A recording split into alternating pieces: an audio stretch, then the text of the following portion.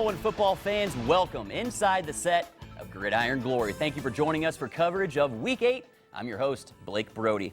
Well, games are getting more and more magnified around the region as each week gains more and more importance. Which teams stayed alive in league races? We have the answers. Well, a mountain-sized matchup in the Mountaineer State this evening. Undefeated Williamstown on the road versus undefeated Wirt County. Last season, the Jackets' only 2 losses of the season came at the hands of these Tigers, including a playoff loss. So as Williamstown looks for a revenge win, we're looking at Pat Moore on the desk at this matchup tonight. Pat, with the way Wirt County ended the Yellow Jacket season last year, this matchup had to be one they circled long before this matchup tonight. Oh, yeah. I mean, not only are the Yellow Jackets trying to redeem themselves after last year's playoff loss, they are also looking to leapfrog the Tigers in the single-A playoff rankings. The number 2 Tigers hosting the number 3 Yellow Jackets in the cage match. The ball was actually delivered via helicopter tonight, Blake. And the first drive, we got Wirt County facing a 4th down in Yellow Jackets territory. Can't convert after Dalton Brindo incompletion.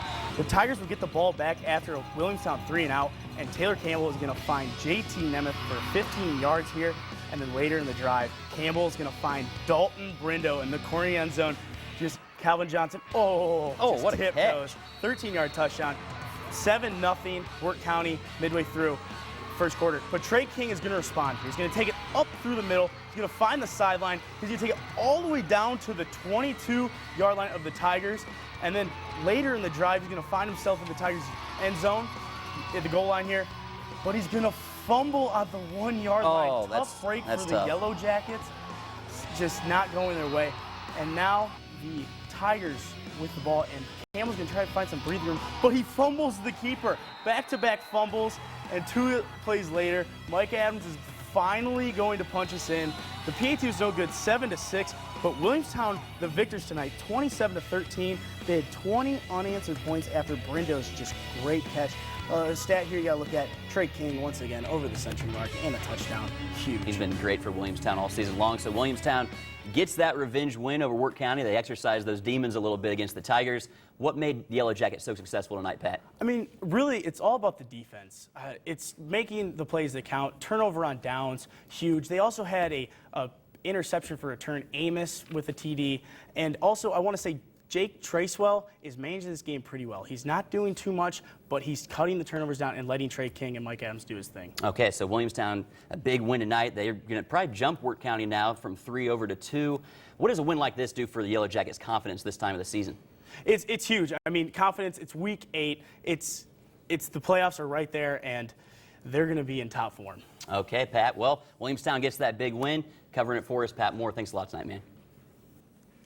Well, don't miss our game of the week. It's Alexander at Athens. For any chance at winning the Ohio title, it's a must-win for Sean Arno's Spartans. But Devon Sharp and the Athens Bulldogs have a league title dream of their own, and a win tonight would eliminate one of their main challengers. Mark Pierce has the coverage later in the show, so stick around. John Glenn and Tri-Valley matched up tonight. Remember, a couple weeks ago, John Glenn went punch for punch with Sheridan before losing a hard-fought 7-point game. Could they give the Scotties an equal challenge? Answering that question for us live in Zanesville, Colin Brown. Colin, if John Glenn could go punch for punch with Sheridan, could they do it again tonight versus Tri-Valley?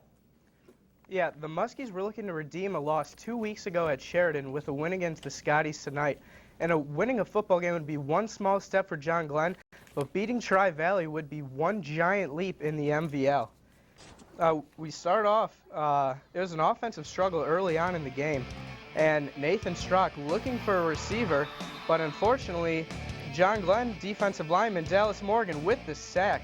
Next possession for Nathan Strock. Throws it up to the end zone, but that gets intercepted by Blake Adkins, who returns it out to his own 5-yard line. The Tri-Valley cheerleaders trying to get their team pumped up, because let's be honest, who likes a scoreless game? Let's get some points on the board. So Nathan Strock goes to his man Devin Moran for a 16-yard pass down to the 12, which sets up this 3-yard touchdown run by Austin Jones on 4th and 1. That puts Tri-Valley up 10-0. John Glenn trying to get the running game going, but Austin Jones, boom, on the big hit. That fumble is covered by Tri-Valley. They look to capitalize on the possession. 3rd and 22. Nathan Strock completes a pass to Devin Moran. He puts on a few cute moves, a couple jukes here, a couple jukes there, down to the 20-yard line. A few plays later, Nathan Strock to Logan Weisgarver. his first and only catch of the night. That's good for 6. That's 17-0 Tri-Valley. They're ahead second half. Joey Ferguson, that's a mistake in the end zone, and Tri-Valley recovers and capitalizes. That's a safety to put them up 19-0. And John Glenn, they just really couldn't get anything going. Tri-Valley rolled to a big win tonight. They won 39-7. So Nathan Strock had a big game, 11 for 20 with 2 touchdowns. Unfortunately, 2 interceptions. One of those coming late in the game, and that was to number 33 of John Glenn. He took that all the way to the house. That's a pick 6 for him. But a big difference in total yards tonight is Tri-Valley piles up 342 yards, a balanced passing and rushing attack, and John Glenn could only get 53 yards of total offense. Okay, so Tri-Valley certainly played well tonight. They'll have to play probably a little bit better, though, against Sheridan next week. Colin Brown, thanks a lot tonight, man. Thanks. Football fans, be sure and let us know who you think should be in the Final 5 for Gridiron Glory's Season 13 Player of the Year. Our watch list has been released, and these 15 players have had outstanding seasons. With your help, this 15 will be whittled down to our top 5.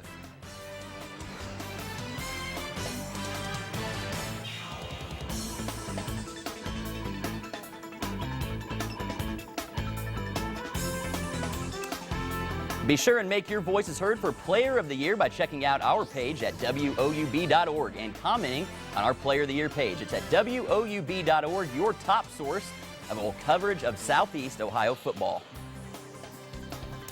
Well, rolling right along in the TVC Hawking is the Wahama Falcons.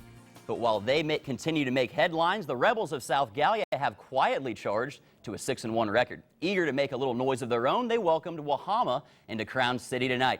Our TVC Hawking reporter Nick Hurst been looking forward to this matchup for quite some time. This is a big game in the TVC Hawking, could decide a championship. Yeah, if Wahama loses to South Gallia, there would be 3 teams with 1 loss in the TVC Hawking. And if that scenario plays out for the rest of the season, there would be a 3-way split between Trimble, Wahama, South Gallia for the TVC Hawking title. And South Gallia fans were on hand to cheer on their South Gallia Rebels, and it's a packed house there in Crown City. And on the first possession, Wahama fumbles the football, and that's going to not lead to anything, but later in the first quarter, Wahama's Anthony Grimm takes them inside the 5, and this would lead to their first touchdown of the game as Trenton Gibbs runs around there and gets them up 7-0. But Blake, we're going to see something a little strange from Wahama. They're going to turn the ball over again. That's the second time in the first half. They actually had 5 turnovers right there on the muff punt. Yeah, I don't see that very much from Wahama. Yeah, and you can't advance the ball on a muff punt. So, but South Gallia would score here as Jacob White breaks some tackles, goes 19 yards for a touchdown. That's cuts lead to 7-6, but Wahama from there, they're just going to explode. As a beautiful catch and pass from Isaac Lee from Trenton Gibbs right there, and that would lead to another touchdown. And here again, Isaac Lee, Player of the Year candidate, absolutely takes it up into another touchdown for Wahama. They're up 21-6 at that point, and then right here they're piling it on again as Kyle Roush goes over the middle. He takes it all the way, 41 yards for the touchdown, and Wahama is now the TVC Hawking champion with the win. They win 28-6. All right, Wahama clearing that last hurdle. Now they are once again back-to-back TVC Hawking champions. Their second year in the league. It's their second championship in this conference. When you look at this team as a whole, what is it about this team that makes them so successful in the Hawking? Well, they have so many ways to beat you. Besides Anthony Grimm and Isaac Lee, they got a lot of players that can run, catch the passes, and get into the end zone. And, of course, they have big plays all the time happening for the offense. They play offense and defense very well, so a very tough team. And they proved it every week in the TVC Hawking so far. Okay, so on the other side of things, South Gallia, they fall to 6-2 now. Surely they'll stay in that playoff picture, though, Division 6. What can they take out of tonight as a positive, if anything? Well, they did play very well. They did force 5 turnovers, and they still have a chance at the playoffs. They play Waterford. They'll get some points if they beat them. And then, of course, Sims Valley. If they win that game, that'll be huge, and they'll likely make the playoffs if they beat them. All right, well, that'll be a storyline we'll follow the rest of the way. Nick Hurst, thanks a lot, man. Thank you. Well, this week was homecoming at Warren High School, and the crowd awfully spirited for the Warriors matchup with Chillicothe. There were masks, top hats, crazy pants, you name it. In this week's edition, Fan of the Week.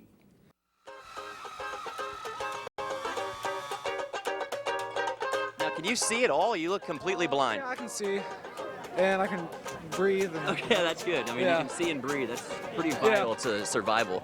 You look nightmarish. Thanks. I take that as a compliment. Yeah, no, it's definitely a compliment. Well, thanks. Where'd you guys get these?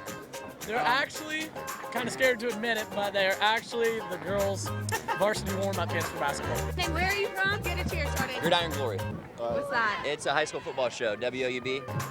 Oh, like I'm confused. From the student section? Yeah. Well, me. Oh, you would be. Because I support this team more than anybody else, really. Do you? I don't really support this team. No, oh gosh. We're football players. So And next week we're going to be refs. next week refs. Yep. So you go from the coach to the ref. Yep. Are you going to be screaming at yourself as the head coach when you're the I ref? guess so. Drew, you just won homecoming king. Congratulations, man. Everybody in the Warrior student section Warrior was Nation, saying Warrior Drew Nation. should be fan of the week. He just won homecoming king. Now he's Gridiron Glory's Week 8 fan of the week. Homecoming king and fan of the week on the same night. What a night for that guy. Well, Warren, coming off a victorious double overtime thriller with Logan last week, looking to keep it going tonight versus Chillicothe if they're going to make a push to the playoffs. Joining us at the desk now, our SEOL reporter Josh Hunsberger.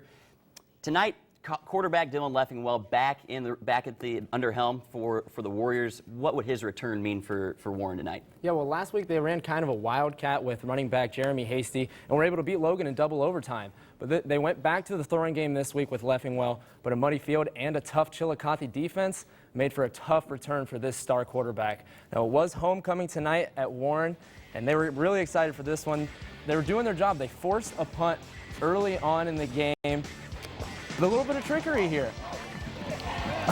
Zach Johnson, he's really not their punter. That's their star wide receiver, fastest guy on the field. He goes right up the middle for a 41-yard gain and gets down inside the Warren red zone, and he's not done yet. Ryan Mathis here rolls out to the left and finds you-know-who. It wasn't homecoming for him, but he had a date with Mrs. Endzone. 7-0 Chillicothe. They take the first score. It's always a great date to have with Yeah. his son.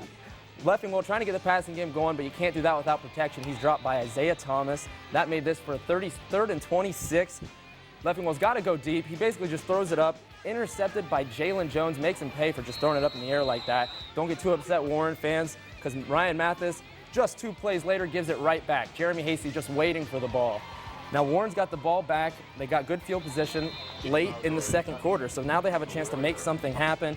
Leffingwell's kind of tired of throwing the ball, so he's just going to run right up the gut. Makes a couple guys miss.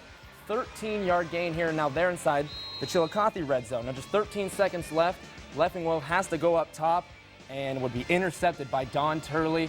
Now Chillicothe took this one 15-13. There was some controversy late in the game with a potential game-tying 2-point conversion from Warren. Jeremy Fivecoat seemed to have caught the ball, bobbled it, and then it seemed like an offensive lineman for Warren caught the ball in the end zone. But the referees met and called it an incomplete pass, and Chillicothe takes the upset at Warren. Man, so not only the way it ended, tough for Warren, but how damaging is this loss now for their playoff hopes? Yeah, I mean, it might have knocked them out of the playoffs completely because they got 2 teams of their next 2 weeks. Neither of those teams really have any playoff ranks, so they don't really have any tough teams left to beat. So I think it really knocked them out. All right, well, definitely tough for the Warriors tonight, losing this game with Chillicothe, but a good win for Ron Hinton's team, though, and the Cavs. Thanks a lot tonight, Josh. No problem. Well, through the first 7 weeks, the new Lexington Panthers have been one of the true surprises of the season. Our MVL reporter Glenn Janos tells us about the journey their star playmaker went through to get back onto the playing field. Yeah, Blake, senior quarterback KJ Hook has been spectacular this season for New Lexington, but what makes his performance on the field so much more impressive is what he went through just to get back onto the gridiron. Last season, KJ Hook was a playmaking wideout for the Panthers, but he soon began to experience severe pain in his right leg. Week 5 or 4, it just started hurting. I couldn't walk on it. What came next was a diagnosis of compartment syndrome, a rare condition that affects the lower leg and would result in season-ending surgery. It was very disappointing, and it really hurt having him out of the lineup. It was hard for me to sit there and watch him sit out on the sidelines knowing that he wanted to be in the game to help his teammates. Oh, it was tough, not for the rehab or anything, just not being able to play with my friends. Support from his team made the rehab easier. They were behind me 100% when I was hurt. And That strong support inspired the determined athlete to work hard to get back onto the field. I think made him realize just how badly he wanted to play. And it probably made him a better player because he worked twice as hard as he had ever worked before. The effort Hook put forth earned him the starting quarterback position. Through 7 games, the senior has racked up 1,300 total yards and 18 touchdowns. We knew he had that potential, but now he's realizing it. Hook's difficult journey has made him and his family enjoy his senior season that much more. it means everything. It's awesome to play with my friends and just have a good time. It means everything. I know he's worked so hard since 3rd grade to be out there, and that makes me proud. He's my son, and I'm very proud of him. And Blake, Mrs. Hook would certainly be proud of her son's performance tonight. KJ threw for over 200 yards in a 40-12 victory over Crooksville. Man, what a recovery from KJ Hook this season. Thanks a lot, Glenn. No problem. Well, after a bit of a scare against John Glenn a couple weeks ago, the Generals returned to their dominating form last week with a 41-14 rout of Philo. Sheridan needing another sharp performance tonight with a 4-1 Maysville team in town. Covering this game for us live in Zanesville, Pat Chiesa. Pat, Sheridan really starting to get into their meat of their schedule here in the MVL. How did the Generals look tonight? Oh, that's right, Blake. Tonight marked the first step in a tough close to the regular season for the Sheridan Generals. Their final 3 opponents of the regular season carried a 12-3 combined conference record heading into tonight's games, and you can bet they all had the Sheridan game circled on their schedules. This was also a matchup of 2 Gridiron Glory Player of the Year nominees, Sheridan's Mitchell Fouch and Maysville's Jeremy Willison. Already up in the first quarter, Fouch shows why he's on that list. A 15-yard run for the score, 13-0 Generals. But early in the second, Maysville would respond. C.J. Harris, a 20-yard run for the touchdown. Panthers pull within 6. However, next drive, Coach Culver says Mitchell Fouch, step up to the mic, dude, do what you do. 66-yard run for Fouch. He finished with a $195 on the night. 4 plays later, Drew Murray to Nick Allsbach. It's just too easy. 19-7 Generals, and they would keep rolling. Here, C.J. Harris catches the pass from Seth Brown on 4th down, but Jacob Horsley says that ball was shiny and I want it. The Generals take over on downs and take a 19-7 lead into the half. But early in the second half, the tables turn. Maysville blocks the punt, and Maysville quarterback Seth Brown on defense recovers the play. Next play, he gets under center and hands it off to number 25, Jeremy Willison. 44-yard run for the score. Of what a touchdown there. The Generals get the ball back, but not for long. Guess who it is? Jeremy Willison gets up and rips it down. Well, how about that interception? Maysville has all the momentum. They're on Sheridan's 4-yard line. C.J. Harris the pass, but Drew Murray, that's called redemption, bats that pass down, and Drew Van Winkle puts the nail in the coffin here. A touchdown for him, and it was all Generals from that point on. They accumulate 428 yards of total offense, and they roll in this one 32-14 to stay undefeated at 8-0 heading into next week's matchup against Tri-Valley. Absolutely. You mentioned that matchup with Tri-Valley. Sheridan aces their first test against Maysville. Next week, all eyes will be on that matchup with the Scotties. What can we expect? Give us a quick preview of that game next week. Oh, Blake, it's going to be 2 high-octane offenses going at it. I absolutely cannot wait for this game. Tri-Valley quarterback Nathan Strock and the running back Austin Jones against Sheridan's quarterback Drew Murray and the running back Mitchell Fouch. We saw what he did tonight with 195 yards rushing. It's really just going to be which defense can bend but not break. This is going to be a fun one from Thornville next week. All right, well, the Generals continue to cruise. We'll see if they can keep that up in their mega matchup with Tri-Valley next week. Thanks a lot tonight, Pat. Extra points time now. 2 games, 1 highlight. You know the drill. Let's head out. Jackson hosting Division I St. Charles tonight. First play here, Austin Osborne up the middle, running for a first down. He's a Player of the Year candidate, you know. Jackson really relies on him. Here, Ty McNally's punt here deflects off of Isaac Kaysen and is recovered by Jackson. What a break there for the Ironman, getting a punt instead to get a turnover. Austin Osborne here 20 yards up the sideline, gets the stiff arm and a Jackson touchdown. Here, Drew Irvin next play, slams the ball right up the middle, breaks away for a 25-yard touchdown run. He's a Player of the Year candidate too. Jackson wins the game 49-35. Now we head out to Welson. Welson coming off that big win against the Spartans here. We see Jeffrey Roush running to the left. Good play there. Here, Roush takes the ball, runs to the right for a first down. Roush all over the place tonight for Megs. Here he is again. Blasts up the middle for a Marauders first down, and then he finishes off with a touchdown. They win the game 21-12. Well, it seemed all but certain that the Alexander-Athens game would be a battle of two undefeated teams in the TVC Ohio. But Alexander suffered its first loss last week, while Athens continued its march to a perfect season. So it's not a battle of undefeateds, but the significance of this game for the TVC Ohio title remains unchanged. It's Alexander at Athens, and it's our game of the week.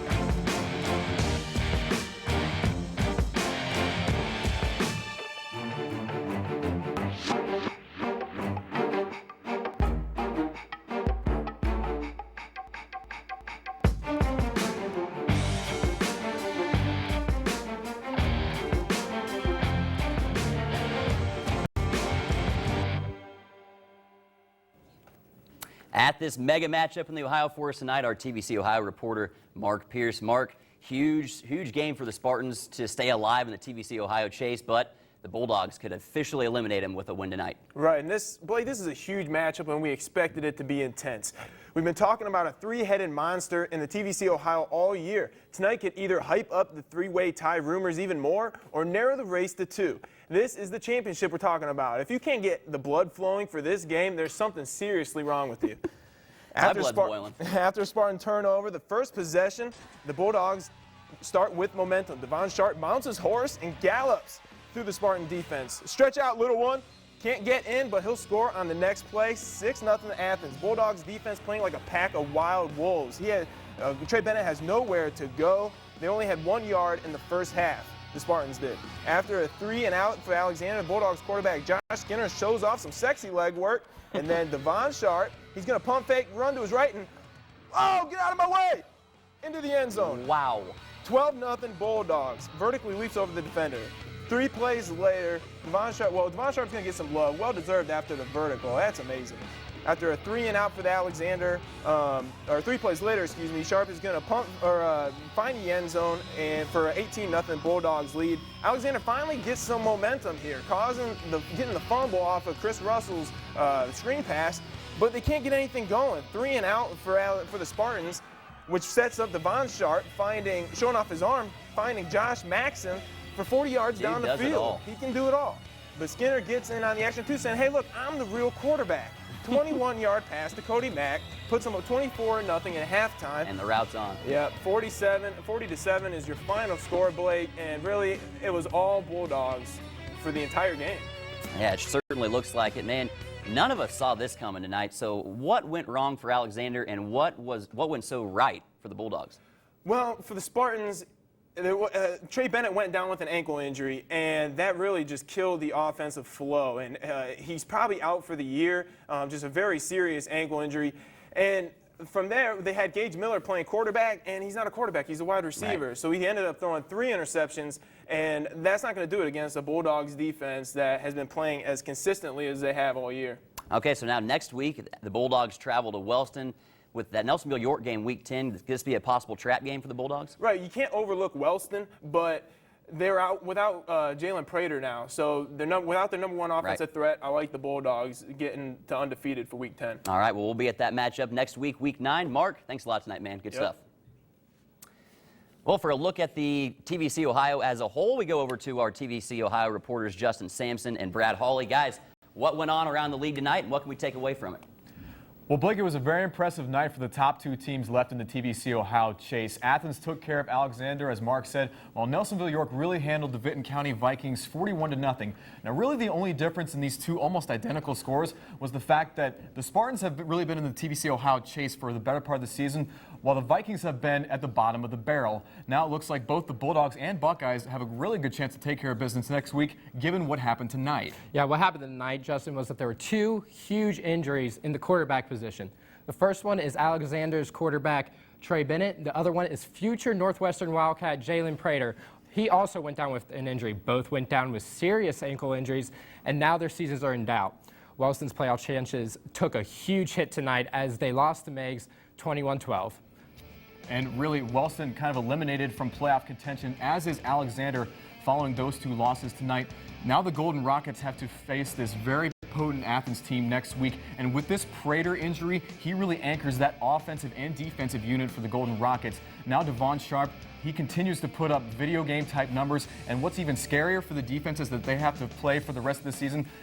Josh Skinner continues to get better week after week. It's very possible we could see 2 9-0 teams meeting in Week 10. And as New York Jet linebacker Bart Scott would say, Blake, we can't wait. I certainly can't wait either, guys. Good stuff tonight. Well, now that Week 8's in the books, let's take a look back at tonight's top plays. First off, in South Gallia here, the Wahama and the Rebels. Here's Jacob White, not going to be denied. 19-yard touchdown rumble. Finds the end zone. Gallia gets the top play. Wahama the win. Number 2, Wirt County here. Big matchup in West Virginia. This is a Dalton Brindo, 13-yard touchdown reception with the acrobatics. Keeps his feet in. That's a touchdown in the NFL. Good play, but Williamstown wins 27-13. And our top play, Devon Sharp. Probably our front runner for Player of the Year this season. With plays like this, you can certainly see why. What a play. That's an 11-yard run. Athens rolls in this one, 40-7. Week 8 was a big success for our top teams, but Week 9 brings monster games that will certainly reveal our true contenders. Here's a look at Gridiron Glory's Week 9 matchups. As we approach Week 9, league title hopes and playoff positioning hang in the balance for many area teams. Another huge TVC Ohio showdown in Alexander as the Spartans look to play spoiler against a Nelsonville York squad hot on the trail of yet another Ohio crown. Elsewhere in the Ohio, Athens plays its biggest road game of the season at Wellston, where the Rockets aim to derail another TVC Ohio contender. On the edge of the playoffs, South Gallia could earn key points with a win next week over Waterford. More playoff implications on the line when Warren and Gallia Academy square off. Williamstown looks to keep their strong season going in West Virginia, where they host playoff-bound Gilmer County. And everything's on the line in the MBL. In our game of the week, it's Tri-Valley at Sheridan. 2 teams heading for the playoffs, but only one will enter as MBL champions. Well, that'll do it for this week's show. Thanks again for staying up with us tonight for coverage of Week 8. What did we learn tonight? Well, Alexander now out of the TVC Ohio race, while Athens, they remain a top contender. Sheridan and Tri-Valley stay perfect in the MBL with wins tonight, making next week's matchup borderline epic. Join us again next week, because remember, there's nothing better than Friday nights and Gridiron Glory.